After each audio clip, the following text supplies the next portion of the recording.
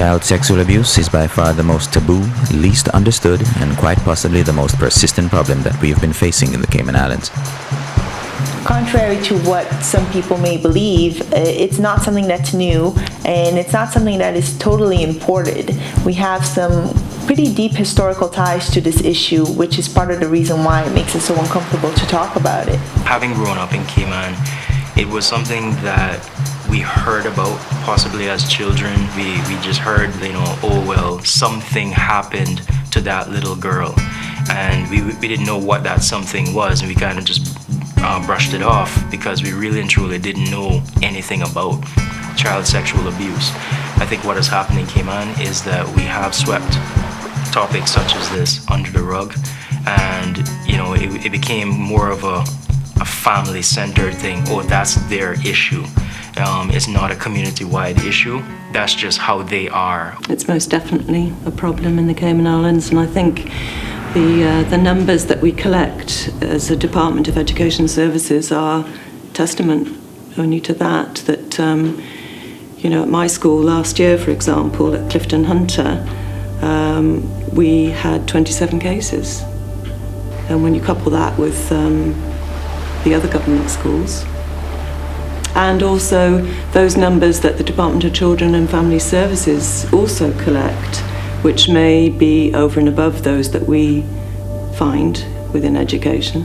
This is one of the most unreported things or issues to affect our community. Then you realize that the statistics are going to be a lot higher than what is readily available. Everyone knows it exists, but they don't understand the extent to which it does exist, and it creates a cycle pretty much as a result. Child sex abuse is a sensitive subject that many victims choose to keep to themselves, but one woman says more help should be available for victims and their perpetrators. Cayman 27's Monica Walton has more. Margaret Branch has decided to put pen to paper and relive her childhood traumas in a book. It makes you sick. It messes with your self-esteem. In it, she recalls growing up with sexual abuse. It doesn't let the person that you are, it doesn't bring out the true identity of who you are. A woman molested as a child speaks out tonight about naming and shaming online. A local activist launches an online petition to prevent convicted criminals and especially convicted sex offenders from working at schools. All right, we're going to turn now to the courts, where a 27-year-old man denies 16 counts of sexual abuse against his stepdaughter. A 32-year-old man is given a 2-year suspended sentence for having sexual intercourse with a 13-year-old girl. Sexual abuse of children is one of the social issues that needs more attention. More attention. More attention. More attention. More attention. More attention. More attention. Home to some of the world's best beaches, as well as one of the world's largest financial centers, the Cayman Islands have become synonymous with paradise, in the best and worst possible connotations of the word. The restriction of the dialogue about Cayman is not only limiting, but also harmful, as it reduces the diversity and complexity of our nation to a one-dimensional portrayal that is much too often assessed within the context of Product Cayman. Like everywhere else in the world, Cayman is not immune to social ills, and child sexual abuse is one of our greatest vulnerabilities. Child sexual abuse is any sexual act between an adult and a child, or any sexual act between two minors, one exerting power over the other. Any behaviors that are of a sexual nature that are for the benefit or for the pleasure of that other person, then it becomes child sexual abuse. Child sexual abuse, when we talked about touching and non-touching behaviors, we want to remember that things like voyeurism, looking at a child for your own sexual excitement, exhibitionism, displaying private body parts because you find that exciting and pleasurable to a child, those things also are considered abusive, even though they don't involve any touching. And then under touching, we have the penetrative acts and the non-penetrative acts. So a lot of the times in the community, persons might feel, sexual intercourse did not happen, or anal intercourse, or there was no oral intercourse, and therefore it's not abuse, that the child, got a little groping or there was a little fondling and that's okay, but it's not okay. So the touching, the non-touching, the penetrative versus the non-penetrative, all of those acts are considered abusive sexually for children. Well, I'm a firm believer in saying that sexual abuse is in every community. And the problem is that with smaller communities, it can be even more of a problem, but less talked about. It's out of control and people don't realize it's actually there. So it's like this thing that festers underneath the subculture that no one even realizes exists, and it in some ways greatly affects and determines the outcome of the culture at large. The Cayman Islands, located 167 miles northwest of Jamaica, are made up of 3 islands: Grand Cayman, Cayman Brac, and Little Cayman. Grand Cayman, the largest of the 3 at 22 miles long, is home to approximately 53,000 residents from over 135 different countries. Cayman Brac boasts a population of just 2,000 residents, and Little Cayman's population is the smallest, with only 200 residents. This creates numerous challenges when it comes to addressing an issue like child sexual abuse. When it happens, there's a culture of silence, and that's not germane to Cayman, but it's one of the problems that we deal with when we're looking at this. There's a lot of shame associated with it for the victim, and that ought not to be so, but that's just kind of how the cookie is crumbled with respect to this particular issue. So that culture of secrecy, and here in Cayman, that is not helped by the smallness of the country. The fact that we pretty much know everyone, or we've seen pretty much everyone, or if we've never seen them, they're related to someone that we know or a friend of someone we know. And that helps maintain that culture of silence, which is a huge, huge problem, not only for the victim, but for the country as a whole. Cayman is very hard to come forward because, as it said, you sneeze in East End and West Bay says, God bless you. And so I think that it's scary. It's very scary. So Cayman Brac and even Little Cayman is not exempt from that at all. I'd say that it is quite an issue. I've dealt with cases over there. And one of the things that you find in small communities like the Brac is that there's such limitations as far as resources that are available, and as well it's more difficult to sort of separate yourself from the situations as far as avoiding certain places or perpetrator or any of those.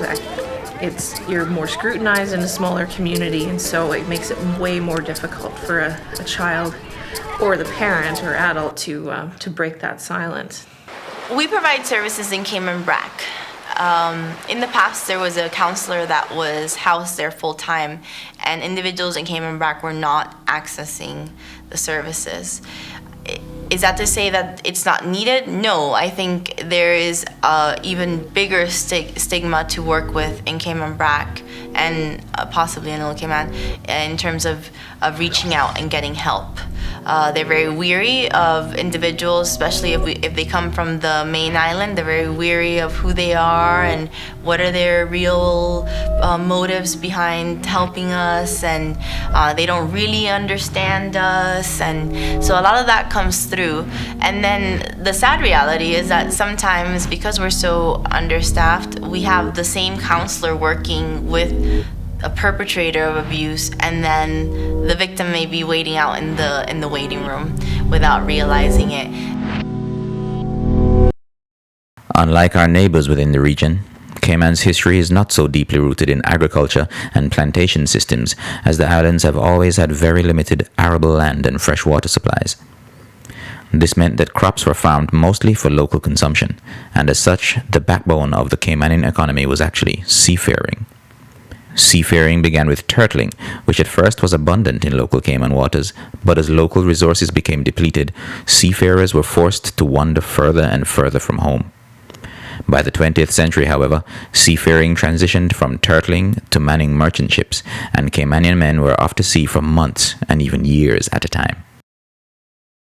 We talk about having a matriarchal society in the past, but I really don't think that we had a matriarchal society in the true sense, because women didn't have control of all different aspects of society, whether it was politics, business, education, whatever. We had a matrifocal society, but not a true matriarchal society. We have men who went off to sea for extended periods of time, and the women who were left here essentially had to step up and take on roles that were traditionally held by men in order to ensure the smooth running of their families, of the community, and of the country as a whole.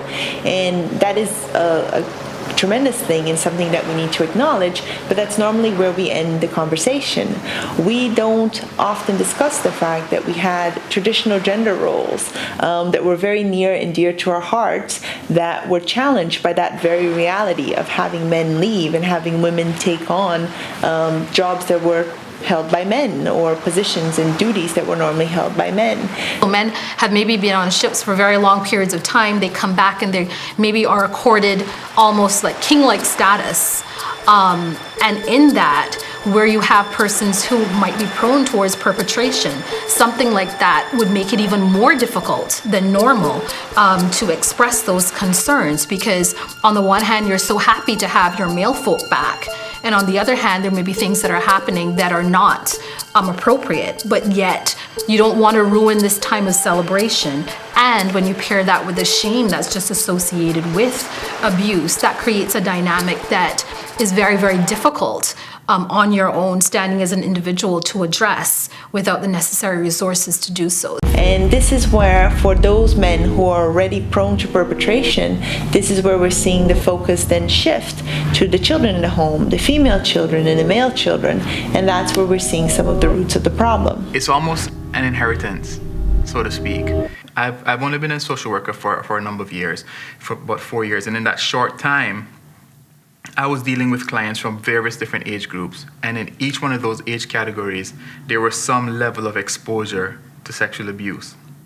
I'm dealing with my adolescent clients, and then when speaking with the parents who are in their 40s, let's say, they are telling me stories of what happened to them when they were a child, how they were abused by uncles, how they were abused by their own parents or family friends. You know, so it's not fair to say that it's something that's imported. I know that some of that would exist based on the high transit population that we have here. However, it is so deeply rooted in our history that would be a very inaccurate statement. If the male children weren't themselves being sexually abused, they then begin to witness the abuse of sisters, cousins, and nieces and other young women in the home. And in that, we've already sort of established a sense of normalcy as far as the behavior and expectation that this is just the way that things are within the family setting. And that's a very dangerous precedent to set. What I've noticed is that you would have a family where it happens, and say let's focus on child sexual abuse. Let's say there's a father who's molesting the daughter in the home. The sons, they see this, they know what's happening, they start to think it's normal. They may either grow up to molest their children or molest other children, or they may begin to molest the victim in the home. I've actually seen cases where that has been the situation. Let's get one thing straight, Cayman. A child cannot seduce an adult. I don't care how she walks, talks, or acts. If she's not 18, She is a child. I am a child. and your husband, brother, boyfriend, baby daddy, pastor, grandfather, minister, boss, police officer, gardener, uncle, father, should have known better. There's only one child in that scenario, and he isn't it. He hath founded it upon the seas.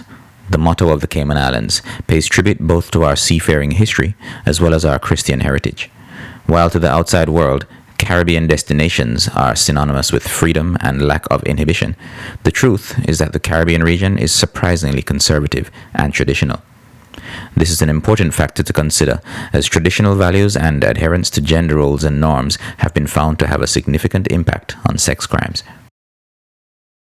More than 100 reports in the scientific and professional literature involving more than 35,000 subjects indicate that rapists, child molesters, incestuous parents, and sexually motivated murderers are typically very conservative in their sexual and social values, and sometimes more religious than average, suggesting that in many cases, traditional sexual morality is a contributing factor in sexual abuse rather than a deterrent. At the first international conference on the treatment of sex offenders in 1989, there was a broad agreement that Western societies with repressive sexual attitudes and traditional male-female roles are more likely to have high rates of all forms of sex crimes. When you look at that and you take the aspect of the research and how do you apply that to Cayman, we obviously do live in a conservative society, very high rates of religious morality here, and how does that affect our boys and girls? Basically, girls are traditionally socialized to obey, authority, not to speak up. Children are to be seen and not heard is often a message that we heard it growing up as children. And so when girls are basically socialized to not speak up and use their voice, they become vulnerable to child sexual abuse. Often, as well, we should say that girls are often valued for the way they look, how their body looks and things like that. We socialize our girls to have value placed on their bodies, and so that also makes them vulnerable to exploitation as well. For a long time, there was a really disturbing trend in which men in their 20s, 30s, and 40s used to take their lunch breaks at around 3 o'clock in the afternoon, and they used to go by the high schools and the fast food places, which is in the same quarter-mile stretch, and that's where they used to try to pick up new teenage girlfriends. This was also done for gang initiation, and it was the norm for a long period of time, and it took quite a lot of advocacy and trying to raise this as an issue. But you still see not as much as before, but you still see every now and then the odd person out who is clearly not there to pick up a son or a daughter. I think a common thing amongst Caribbean culture, which is Cayman has taken that on, is the acceptance of minors with older persons. The tolerance, I should say. Now, everyone knows it's wrong, but when they see it, they smirk at it, but nothing is really done because they tolerate it to a certain degree. So you'll have a 23-year-old guy who's picking up a 13-year-old girl from school, and even though everyone knows it's wrong, no one is saying anything about it because it's always happening, so they just ignore it. As a nation, we have this tendency to try to differentiate ourselves from things that are happening in the wider Caribbean. And for whatever reason, we somehow want to establish that things are different in Cayman. And that's not always the case. So there's a trend, for instance, where there are men, fathers, who believe that it is their right to be the ones who initiate their daughters into sex. And that is something that we see in the wider Caribbean, but that we're also seeing here in Cayman. And it's important for us to acknowledge that because we keep trying to separate ourselves and distance ourselves from the issue in so many ways when there are the realities that are happening in the region that are also happening right here at home. Child will come and disclose, make a report, is not believed, and there are many reasons, but two main ones for the mother choosing not to believe her daughter, one of which is financial. So let's say for the sake of argument, this lady, the alleged perpetrator is the major breadwinner or the sole breadwinner in the home. So the mother, in some cases, will choose not to believe her daughter because she's very fearful about what will happen to the whole family. So that's one reason. And we have a growing concern, most of the councillors share this concern too, that in more and more cases, the mother is a foreign national and she wants to get her 7 years in so that she can become Caymanian, have her papers. So there's a tendency not to believe the daughter for that reason as well, and that's growing. Jailbait is better than not fishing. Anything after 12 is lunch. It's grass on the field, time to play ball. If she ready to bleed, she ready to breed. I could teach her a thing or two. You've heard it. Maybe you've even said it. Or maybe you just laugh it off. But if you don't say it's wrong, You make it okay. it's not okay for grown men to flirt with young girls. It's really not okay To take a lunch break at 3 p.m. To go by the high school or fast food places. to pick up a new girlfriend. It's not okay to think that even if she might be too young, Nothing not gonna happen, cause this is Cayman. It's not okay to turn our Children into fair prey. for men's sexual advances. If she's underage, she's a child. This is no joke. stand up and be a man. Standing idly and silently by is no longer an option. As one of the largest financial centers on planet Earth and one of the most developed nations in the Caribbean, the perception of wealth, both of and within the Cayman Islands, creates a unique vulnerability for our population, especially our young people. Cayman is not immune to the keeping up with the Joneses mentality, and what we're finding is that as a community, as a society, we're becoming increasingly more materialistic. And what this is translating into, especially now that the divide between the haves and the have-nots is growing, is that we're finding that young people are, specifically young women, are getting into relationships with older men in order to be able to gain access to having some of these things. So whether it is the latest cell phone or new clothes or ride in the new car, these are things that we're seeing them trade sex for. On the flip side of that, we're also seeing where families, sometimes single family homes who are struggling, and you have a parent or parents who are encouraging, again, young women to get into these relationships with older men, because that older man then becomes a provider to that family. So paying a light bill, paying a telephone bill, or giving that child lunch money or spending money, and this is encouraged as a way to sort of keep the family afloat. We won't call it what it is. We won't call it commercial sex work. We won't call it sexual exploitation of children, but that is in fact what is taking place. Homophobia continues to be a problem in the Caribbean region, and while neighboring Jamaica is often at the center of controversy, Cayman too has made headlines around the world over the past 2 decades for incidents relating to the ban of a gay cruise ship to the arrest of a tourist for kissing his partner in public. Independently of what one's views may be on the topic of sexual orientation, this too plays a role in determining our young people's, and especially our young men's, vulnerability to child sexual abuse. As a community, we haven't come to terms with the broad spectrum of sexuality and sexual orientation. And what we fail to understand is the fact that our homophobic tendencies put our young men at an increased risk for child sexual abuse. We have very different messages that we send to young men and young women. With our young women, we're very clear as far as, don't have sex until marriage, be pure, be virginal.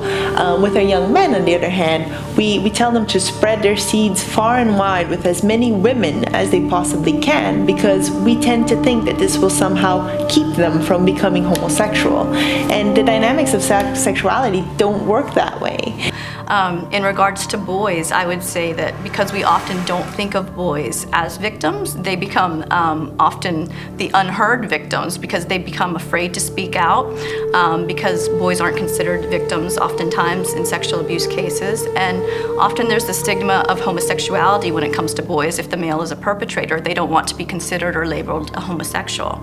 Another area of vulnerability, and I would think that this would more go with our boys, even though I'm not deluded enough to think that our girls are not involved in gang activity as well, is the drug culture that exists. And again, this is not germane to Cayman, but it does exist in Cayman.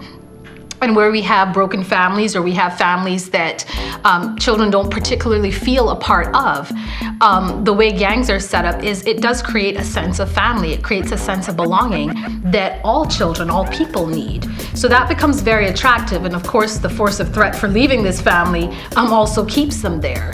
But what about the initiations that happen? What do those involve?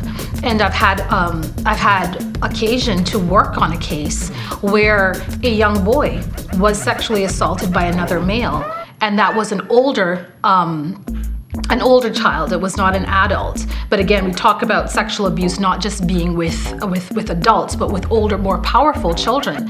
And that child was forced to have anal intercourse, and that child would have been part of the wider gang. And really was not interested in having a conversation with anyone external about what he had suffered.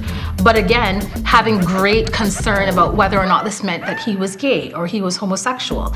And that is another aspect of culture where the whole idea of what does it mean if there's a same-sex attraction. So for boys who may be being targeted by older men who are of that persuasion, they're not wanting to talk about it. They don't even want therapy, far less to go to the police to report it, because they do not wish to be associated with anything that smacks of being gay or smacks of homosexuality. And that right there opens up a really huge vulnerability for our boys. If indeed something is happening, or if indeed they are being targeted, they're not reaching out for help. Even with young adolescents, males, it does exist where their first sexual experience may be with an older woman. And people don't realize how often that does happen. However, in our society, it's seen as a high five. It's a badge of honor. I was with an older woman, and so it's something that you gloat about, not something that people look at as, oh well, that shouldn't be happening. Someone's taking advantage of that boy. No, it's an award pretty much to be able to do that. So you walk around with your head held high, and as such, the females who would be inclined to that are also led to believe it's okay for me to do this because no one is going to say anything. You will quicker, even though it's hush-hush in our society, you will quicker find where a male perpetrator would much quicker receive a consequence than a female perpetrator. Being in the Caribbean, where men are told to, buck up and be a man, and to not show any type of emotion and all these different things. If it does happen to a young man, chances are he will be ridiculed if he says anything about it, where to a certain extent there is a level of compassion when it's a young girl. So I do think that yes, there is that misconception in our society as well. So essentially what we've done is that we have laid a seed that a man, a true heterosexual man, can never ever refuse sex with a woman. A man can never be raped by a woman. That a real man will never turn down a woman sexually. And that is incredibly confusing for a boy, because a child is not equipped to handle sex at that age. And the repercussions of that, the damage that is done, isn't limited solely to that experience, however many times it happens. It's not limited solely to that victim. And even our language betrays us. We talk about young men, boys, being initiated into sex by an older woman, and we never ever talk about the fact that that older woman raped that boy. We talk about it as initiation.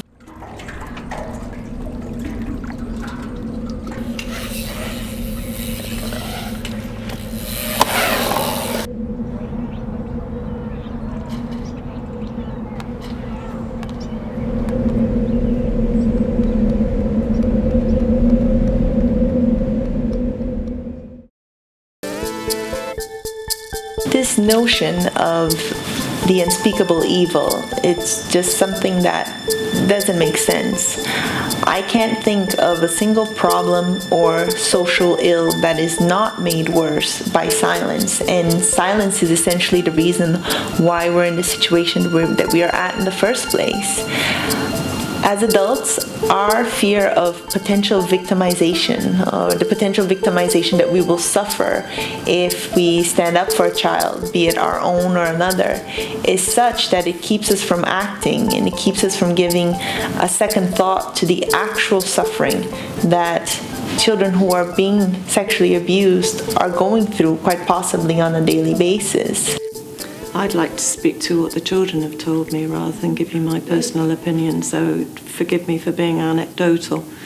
I've had children say to me that they don't see the point in reporting given the length of sentencing.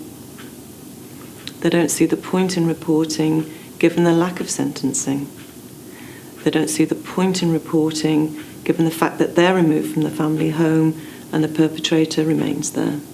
I've seen families where it is prevalent within the family itself. Numerous family members are engaged in it. Numerous family members have suffered under it, and everyone knows what's happening. But they will go as far as to grab their children and close the door and lock themselves away when they know what's happening and pretend it's not happening.